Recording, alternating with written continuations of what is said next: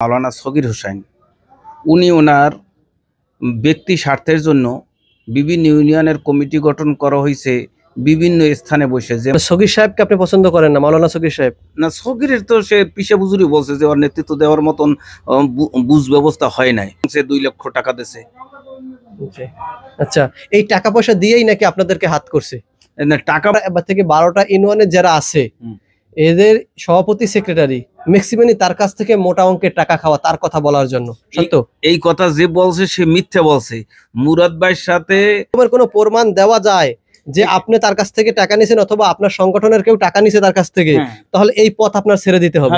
জানতে পারলাম যে আপনার নামে একটা অভিযোগ আসছে যে সে এখন নতুন পদ পেয়েছে সেক্রেটারির দানিসাভা থেকে হাত পাখার, কিন্তু তার আগে সে আওয়ামী লীগের হয়ে কাজ করছে বা আওয়ামী লীগের দোসর হয়ে নাকি আপনি কাজ করছেন। এই উত্তেজিত হবেন না, এটা আপনাদের ইসলাম সাপোর্ট করে না। না না না, আমরা আপনার কাছে আসছি তথ্য সংগ্রহ করার জন্য। যদি আমাদেরকে হাসি মুখে বিদায় দেন আমরা খুশি হব। এদের ভিতরেই নাকি একটা দ্বন্দ্ব সৃষ্টি হয়েছে অনেক। আসসালামু আলাইকুম ওয়া রাহমাতুল্লাহ। সম্মানিত বন্ধুরা, আমরা এখন মঠবাড়িয়ায় অবস্থান করছি।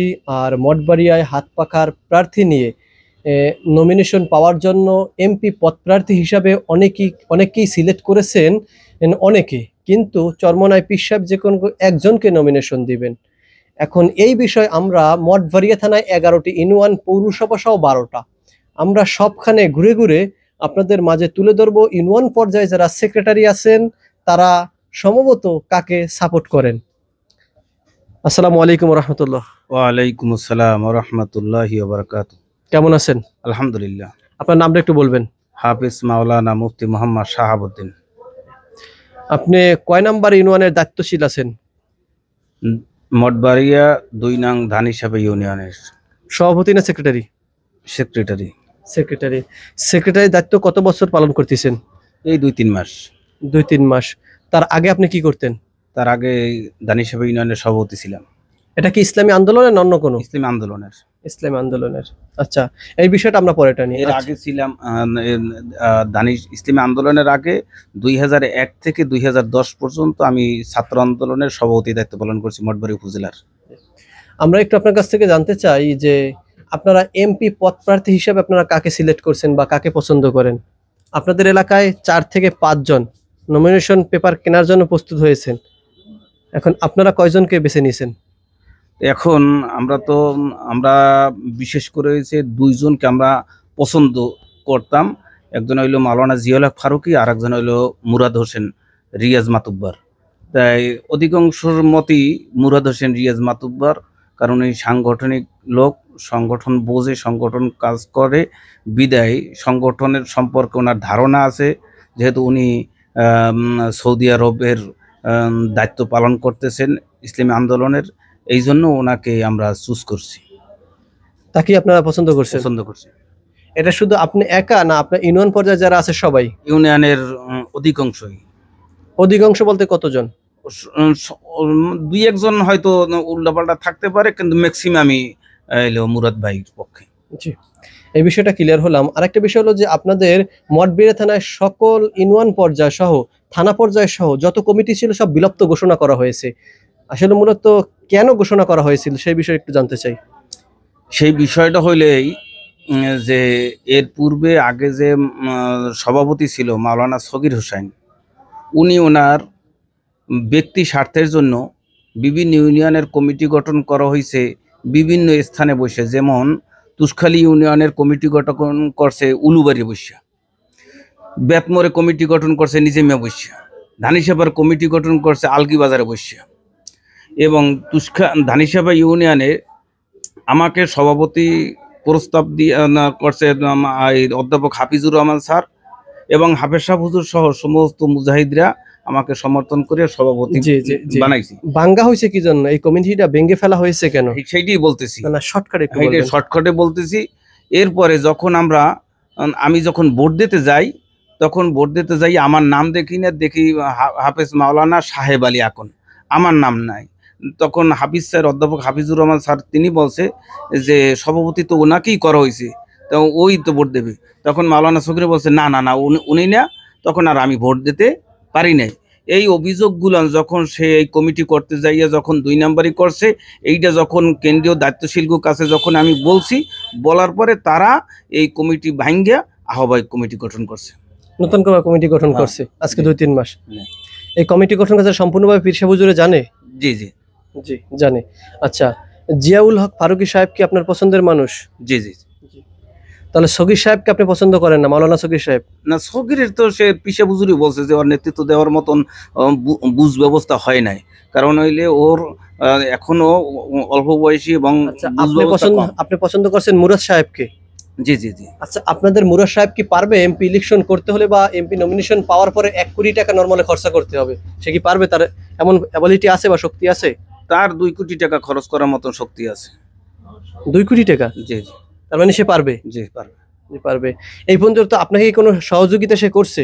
না, আমার সে সহযোগিতা করে নাই, তবে আমার বিশ্বাস সে পারবে, কারণ এই দীর্ঘ এত বছর পর্যন্ত আমি শুনছি প্রতিটা ইউনিয়ন পর্যায়ে যারা দায়িত্বশীল আছেন সবাইকে কম বেশি সহযোগিতা করে। না না না, তার ব্যক্তিগত ব্যাপার থেকে না, ব্যক্তিগত ব্যাপার দিয়ে না, সে সাংগঠনিক কাজে, যেমন সগীর মাওলানা যত প্রোগ্রাম করছে সমস্ত প্রোগ্রামের খরচ মুরাদ ভাই দিছে।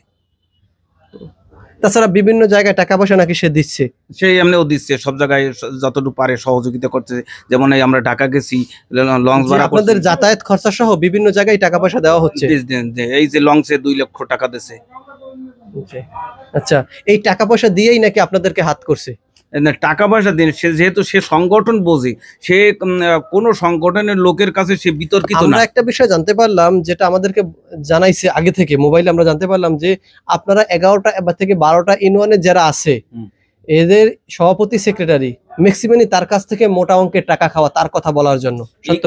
এই কথা যে বলছে সে মিথ্যে বলছে। মুরাদ ভাইয়ের সাথে আমার সামনাসামনি কথা হয় নাই। টাকা নিতে সামনাসামনি কথা বলা লাগে না, মোবাইলে টাকা পাঠানো যায়, মানুষের কাছে টাকা পাঠানো যায়। যদি এরকমের কেউ প্রমাণ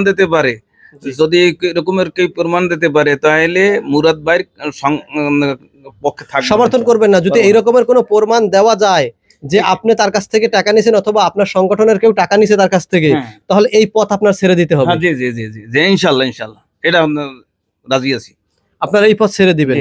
জি ঠিক আছে, আমরা প্রমাণস্বরূপ আপনার সামনে হাজির হব। আর একটা বিষয় আপনার কাছে জানতে চাই যে আপনি আওয়ামী লীগ ক্ষমতা থাকেন অবস্থায় বাংলাদেশে মঠবাড়িয়ায় একটা আনারস পার্টি হিসেবে নির্বাচন হয়েছিল। আনারস কে? আনারস করছিল কে? আনারস মার্কা নির্বাচন করছিল আশরাফের ভাই। আশরাফের ভাই, ওনার নাম কি? রিয়াজ। রিয়াজ। ও আচ্ছা, রিয়াজ যে নির্বাচন করছে সেখানে আপনি কোন পদে ছিলেন? কোনো পদে না, শুধু কর্মী হিসেবে কাজ করছেন? কোনো কর্মী হিসেবেও না। কে বলছে কর্মী হিসেবে কাজ করছে? আমরা জানতে পারলাম যে আপনার নামে একটা অভিযোগ আসছে যে সে এখন নতুন পদ পেয়েছে সেক্রেটারির দানিসাভা থেকে হাত পাকার, কিন্তু তার আগে সে আওয়ামী লীগের হয়ে কাজ করছে বা আওয়ামী লীগের দোসর হয়ে নাকি আপনি কাজ করছেন। এই কথাটা যে বলছে তারে জোতা দিতে পারবেন না। যদি এটা মিথ্যা হয় অবশ্যই সে অপমানিত, লাঞ্ছিত হবে। মিথ্যা মিথ্যা মিথ্যা। আর যদি এটা প্রমাণ করা যায়, একটা কথা বলেন, কেউ যদি প্রমাণ দিতে পারে যে আওয়ামী লীগের পক্ষে নির্বাচন করছি অথবা কোথাও যাইয়ে ভোট চাইছি, নির্বাচন করেন না, নির্বাচনের হয়ে কাজ করছেন, এটা বলা হয়। ভাই কাজ করতে হইলে তো তার জন্য ওয়ার্কিং করতে হইবে, নাহলে মিছিল মিটিং এ থাকতে হইবে। অবশ্যই অবশ্যই। এই ওয়ার্কিং করছে কিনা অথবা মিছিল মিটিং করছে কিনা এরকমের কোনো একটা ছবি বা কোনো প্রোগ্রামের মিটিং মিছিলের কোনো একটা ছবি যদি কেউ দেখাইতে পারে তখন আমার বিচার হবে। জি, উত্তেজিত হবেন না, এটা আপনাদের ইসলাম সাপোর্ট করে না। না না না, এই কথাটা একজন এই দোকানে বসে আমরা আপনার কাছে আসছি তথ্য সংগ্রহ করার জন্য। যদি আমাদেরকে হাসি মুখে বিদায় দেন আমরা খুশি হব। না, এই কথাটা সেটা না। এই কথাটা যেই বলবে সে হয়তো মিথ্যে বলছে। সে যদি মিথ্যা বলে অবশ্যই দায়ভার তার নিতে হবে, আপনার না।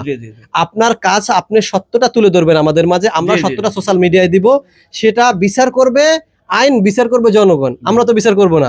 আমাদের সত্যটা যাচাই বাছাই করার দায়িত্ব, আমরা সেজন্য আপনার কাছে আসছি সত্যটা জানার জন্য। আপনি যদি সেটা না করে থাকেন না বলে দিবেন, শেষ। আর যদি করে থাকেন তাহলে বলবেন আমি করছি, হয়তো যে কোনো চাপে পড়ে করছি। চাপ টাপ না, আমার কোনো চাপ নাই। মঠবাড়িয়া চাপ দেওয়ার মতন ক্ষমতা কারো নাই। মঠবাড়িয়ায় চাপ দিয়ে ইসলামী আন্দোলনের দায়িত্বশীল চাপ দিয়া বিএনপি করাইবে অথবা আওয়ামী লীগ করাইবে, স্বেচ্ছায় যদি না করে, এরকম ক্ষমতা মঠবাড়িয়া অন্ততপক্ষে কারো কোনো দলের হয় নাই। জি ঠিক আছে। আপনি শিহাব হোসেন সাহেব, হাফেজ মাওলানা শিহাব হোসেন সাহেব। জি, সম্মানিত বন্ধুরা, আমরা এতক্ষণ কথা বলছিলাম হাফেজ মাওলানা শিহাব হোসেন সাহেব। উনি মঠবাড়িয়া 2 নং ইউনিয়নের সেক্রেটারির দায়িত্ব পালন করছেন এখন ইসলামী আন্দোলন বাংলাদেশের। এখন মূলত এদের ভিতরেই নাকি একটা দ্বন্দ্ব সৃষ্টি হয়েছে, অনেকে আমাদের কাছে অভিযোগ জানাইছে। মূলত আসলে এদের ভিতরে দ্বন্দ্ব কিনা, বা তারাই এই গুড়ি চালাইতেছে কিনা, বা পিছনে তাদের কোনো হাত আছে কিনা, সত্যটা সব একত্রিত করে 11টা থেকে 12টার ভিতরে যা আছে ইউনিয়নের ভিতরে সবগুলো আপনাদের মাঝে তুলে ধরবো। আল্লাহ হাফেজ।